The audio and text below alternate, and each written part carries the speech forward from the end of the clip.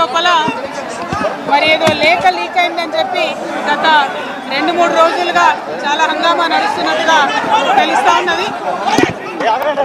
మరి ఈ సందర్భంగా నేను చెప్పదలుచుకున్నది ఒకటే, 2 వారాల క్రితం నేను గౌరవనీయులు పెద్దలు కేసీఆర్ గారికి ఒక లేఖ రాయడం జరిగింది.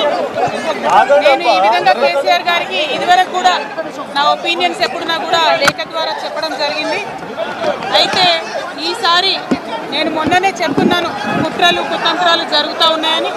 నేను చెప్పిన కొద్ది రోజుల్లోనే మరి నేను అంతర్గతంగా కేసీఆర్ గారికి రాసినటువంటి ఉత్తరం బహిర్గతం కావడం అన్నది, ఇది మరి ఏం జరుగుతుందో అన్నది పార్టీలో ఉన్నటువంటి మనందరం, తెలంగాణ ప్రజలందరూ కూడా ఆలోచించాల్సినటువంటి విషయం. నేను వేరే ఏం విషయాలు చెప్పలేదు. నేను కేవలం పార్టీలో అన్ని స్థాయిలో అనుకుంటున్నటువంటి విషయాలు.